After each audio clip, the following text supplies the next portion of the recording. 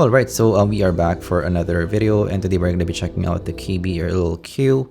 So this is around $15, and the first bullet style from KBear that we are checking out here in this channel.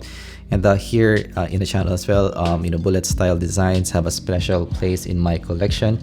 I do like them. The fit on the ear is different. Of course, for other people, they like bullet styles because it's a smaller, earphone to the ear, IM to the ear, and that might be good for fits for some people. So yeah, several IEMs actually in 2022 there's a lot of brands that's coming out with their bullet styles, and even the shoes small IEM as well. So we're seeing more and more small IEMs in 2022. KBear and little Q 32 ohm impedance, 118 dB in sensitivity, 20 to 20 kHz in the frequency range, 1.2 PVC leather thread.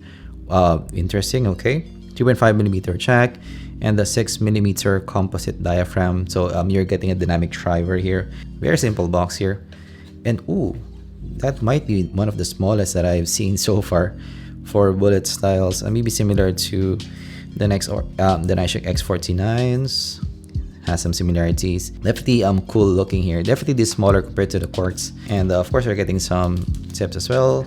Okay, so looking at the cables, very simple cable here. I'm not seeing the leather thing that they're saying, but on top you're getting the straight plug. And looking at the fork, you're getting that maybe plastic design. And yeah, the cable quality, I would say matches in that price range and maybe similar to what you are getting with the Moondrop spaceships.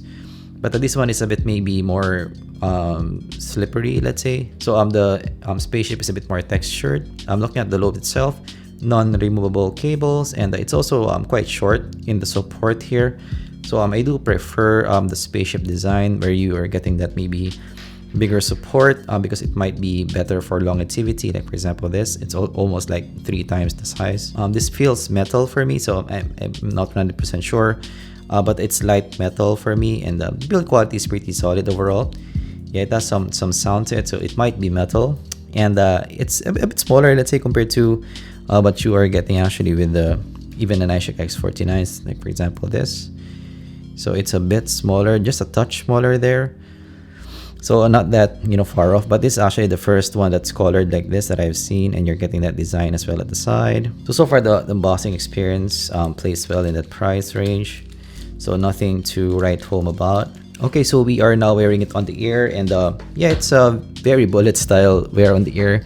So if you have worn maybe the spaceships or X49s, or maybe even some final audios, you will feel right at home with this. Seals well because it's a bullet style design, very breathable to the ear.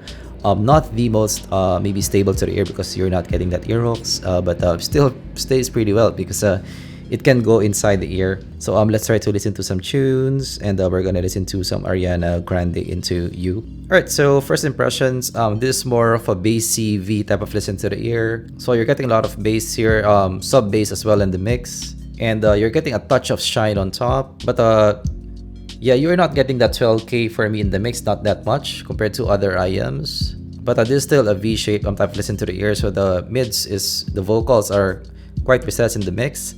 You're getting that bass elevation quite substantial at the top, and you're getting a touch of elevation in the treble region as well, but the bass is definitely more elevated compared to what you're getting with the treble region. It's more in the engaging side of presentation as well. It's quite a fun type of listen, and it's more in the smooth side of presentation as well. So this is a typical dynamic driver presentation. So if you have listened to dynamic drivers in this price range, the presentation will be familiar to you. So actually in terms of the overall listen, this reminds me a lot of a Blonde type of listen, maybe the Blonde Mini. So I'm gonna run the signature here in the bottom left, but they do have some similarities in the signature. So you're getting that elevation at around 9K, and you're getting that bass elevation at the bottom as well. And the bass elevation here is definitely more compared to the treble. So this is definitely a bassy V type of listen to the ear, and very Blonde as well.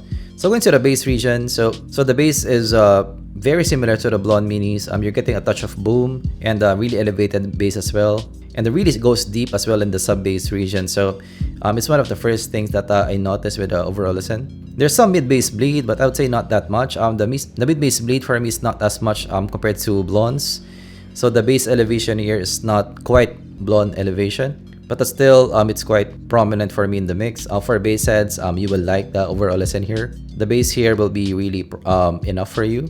So in terms of the mid bass for blondes will still be more prominent compared to this. So this is a bit tighter bass compared to the usual blondes. But this is still a fun bass. This is not your maybe monitor type of bass. This is not a reference type of bass. This is definitely more of a fun bass, quite prominent for me in the mix. So for some EDM, for some pop, K-pop, for some hip-hop tracks, the bass here will be substantial for me in the mix. So yeah, if there's one downside for some people, you might find the bass here to be a touch too much. But yeah, I would say not that bad in the bass presentation. This might be still one of my favorite parts of the spectrum for me because yeah, you're getting that substantial bass, but the mid bass is not that much elevated for me in the mix. But yeah, still for those who doesn't like a fun bass, this is not for you. Going to the mids, so the mids are recessed for me in the mix, around 3-4 dB recess. So definitely more of a V-shaped presentation, and it's quite smooth in the presentation as well, quite lush in the presentation of vocals. So very blonde type of presentation, I would say. So the body for the vocals is really nice. But yeah, the positioning for me for male vocals is definitely recessed in the mix.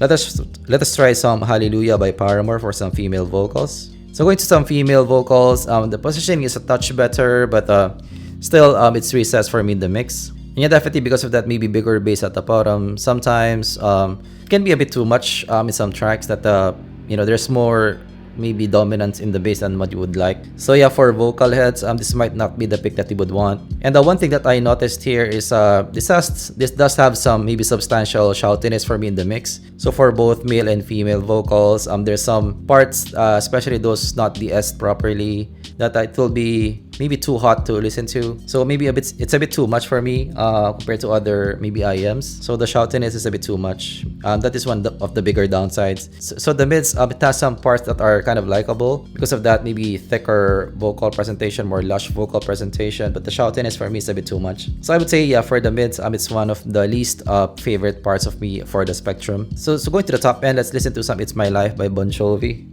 So actually, yes, the vocals are still quite clear for me. The mix is more for bright vocal presentation, but it's just it's that revealing that it can be shouty to listen to. So definitely if you're treble sensitive, you might not like this IEM. So actually going to the top end, you're not getting that 12K compared to maybe other KZs, TRNs. You're getting that maybe 10K elevation. But yes, it's a bit less compared to what you're getting with maybe other IEMs. So actually for me, the top end is quite okay for me. So the body in the vocals is quite okay. It has that maybe still dynamic driver type of body in the top end. And you're getting ample shine for me on top without being maybe too overwhelming to listen to. So you're getting that shine that even for some guitars, it will still resolve it for you. Let us try some Erotomania by Dream Theater. It has enough shine for me on top. Still not the most shiny, not the most clear that you can listen to. So again, here in this IEM, it's more of the bass that's front and center in the mix. But yeah, the cymbals here pretty good. The guitars have ample shine for me on top without being too much. So maybe yeah, Signature reminds me a lot of the top end, reminds me a lot of Blondes here in a way. Going to some soundstage, it's quite intimate for me in the mix, quite small. Separation, not that good because of the smoother nature of the sound in a small stage. Separation is not that black and white. And going to some micro detail, not that good here. This is not a fast pair. Alright, so verdict. So what do I think of the little Q? So first, I do like that KBear is going for a bullet style design.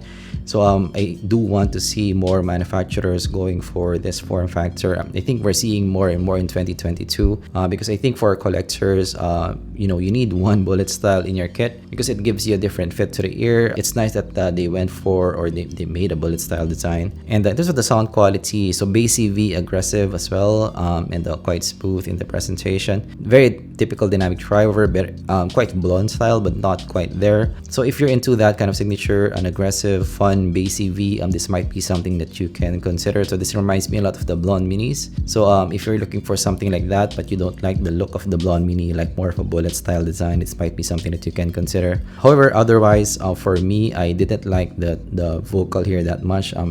It's recessed in the mix and also can be shouty to listen to. The bass is okay, but still, for non-bass heads, it might be too much for you. So the treble is okay for me, but yeah, that mids, that shoutiness can be too much for me if I listen. And yeah, in the $20 range, it's getting more and more competitive with the chews, with the moondrops, even the quarks as well, even the Nashik X49s. And so I am really a big fan of this single BA. So getting more competitive there. So yeah, for me in the top 5 range, at the $20 price range, this won't go to my top 5. So actually, this is the only one with this tuning that I have seen in the $20 range, so this still can work for some people. But yeah, it will depend on you there. But yeah, for me, I'm not a top 5 contender. Alright, so that's my take with the KBear little Q. Of course, I do want to see more stuff from KBear. I do wish that they can come up with maybe a house sound. So that's what still I'm looking at for KBear, because they're similar to maybe a TRN kind of approach, that maybe each IEM is a bit different in the sound. So I would love to see maybe a more uniform approach to their tuning. So at least if you listen to KBear, you kind of know what you expect. So but yeah, maybe that's something that's for us to see in the future. Alright, so that's my take with the KBear little Q. Of course, if you learned something, leave a like and subscribe for more content like this in the future. Have you listened to this? And what do you think of bullet style designs? Are you into bullet style IEMs earphones? Let me know down in the comments below, and what do you use as well. So let me know down in the comments below. Thanks for watching, and I'm gonna see you guys in the next zpolt video. Goodbye.